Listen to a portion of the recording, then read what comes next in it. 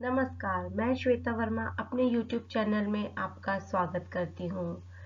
आज की हमारी चर्चा का विषय है समास, कंपाउंड।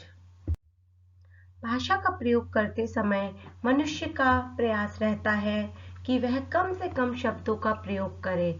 बात को संक्षेप में कहने के लिए वह अनेक शब्दों के स्थान पर उनके सम्मिलित अर्थ का प्रकट करने वाले एक शब्द की रचना कर लेता है। उदाहरण के लिए, अरुण है जो कमल के स्थान पर अरुण कमल, 700 दोहों का समूह के स्थान पर सही शब्दों की रचना है। इस प्रकार के शब्द रचना को समास कहते हैं। दो या दो से अधिक शब्दों के सम्मिलन से एक सार्थक व संक्षिप्त शब्द रचना को समास कहते हैं। समस्तपद समास की विधि से बने हुए शब्दों को समस्तपद कहते हैं।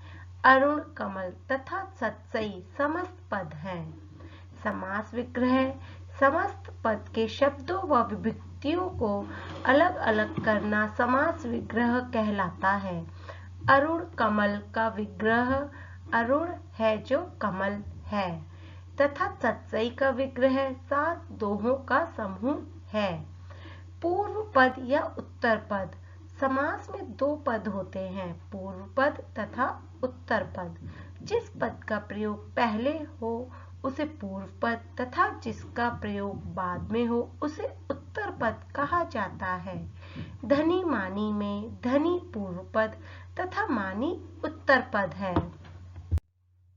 समास के भेद। समास के 4 भेद हैं: अव्ययी भाव समास, तत्पुरुष समास, बहुव्रीहि समास, द्वंद्व समास। अव्ययी भाव समास देखिए, जिस समास में पहला पद प्रधान हो तथा वह अव्यय हो उसे अव्ययी भाव समास कहते हैं। जैसे शक्ति के अनुसार, यथाशक्ति, इसमें पूरा पद अव्यय बन जाता है। विधि के अनुसार, यथाविधि, पेट भरकर, भरपेट, एक हाथ से दूसरे हाथ, हाथों हाथ, डर के बिना, निडर, शक्ति के अनुसार, यथाशक्ति, दिन के बाद दिन, दिनों दिन।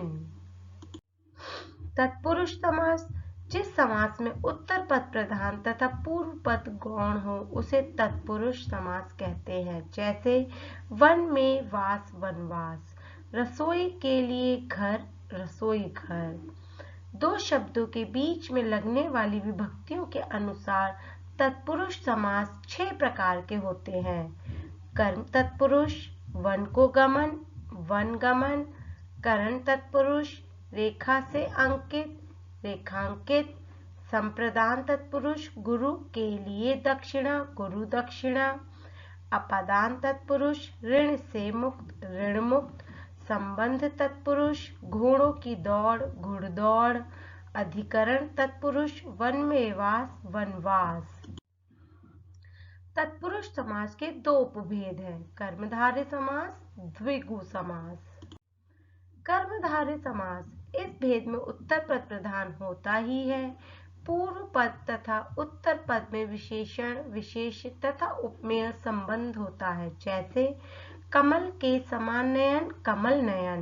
नीला है जो कंठ, नीलकंठ। भला है जो मानस, भला मानस। महान है जो देव, महादेव। नीली है जो गाय, नील गाय। सत यानी अच्छा है जो कर, सदर। उपमान, उपमेय। चंद्र के समान मुख, चंद्रमुख। धन के समान सुख, घनश्याम। द्विगु समास। इस समास में पहला पद संख्यावाचक होता है, इसलिए समस्त पद समूहवाची बन जाता है। जैसे 3 लोकों का समूह त्रिलोक, 4 राहों का समूह चौराहा, 100 सालों का समूह शताब्दी, 9 रात्रों का समूह नवरात्र, 5 वटों का समूह पंचवटी, 700 दोहों का समूह सत्सई। बहुव्रीहि समास।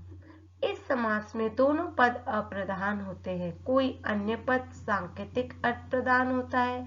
बहुव्रीहि समास द्वारा समस्त पद विशेषण का कार्य करता है। जैसे चंद्र है शेखर, मस्तक यानी पर जिसके चंद्रशेखर। दश है आनंद मुख जिसके दशानन। नीला है कंठ जिसका नीलकंठ। पीले है अंबर जिसके पीतांबर। नहीं पैदा हुआ शत्रु जिसका आजाद शत्रु। 12 है सिंह जिसके 12 सिंगा। टिप्पणी। समास में विग्रह भेद के कारण अंतर हो जाता है। जैसा विग्रह करेंगे वैसा ही समास होगा। जैसे चंद्रमुख चंद्र जैसा मुख कर्मधारय समास। चंद्रमुख चंद्र के समान मुख वाला बहुव्रीहि समास। द्वंद्व समास। जिस समास में दोनों पद प्रधान हो और दोनों को मिलाने वाला समुच्चय बोधक अव्यय लुप्त हो उसे द्वंद्व समास कहते हैं। जैसे अन्न और जल अन्न जल। माता और पिता माता पिता। सुख और दुख सुख दुख। गंगा और यमुना गंगा यमुना। राधा और कृष्ण राधा कृष्ण। संधि और समास में अंतर देखिए। संधि वर्णों में होती है तथा समास शब्दों में। संधि में विभक्ति या शब्द का लोप नहीं होता। समास में विभक्ति लुप्त हो सकती है। जैसे विद्या धन आलय विद्यालय संधि। राजा का कुमार राजकुमार यह समास है। तो आपको समास अच्छे से समझ में आ गया होगा उम्मीद करती हूँ। और आगे की एक वीडियो और अपलोड करूंगी जिसमें समास के 6 रूपों के भेदों के बारे में मैं विस्तार से आपको समझाऊंगी। धन्यवाद।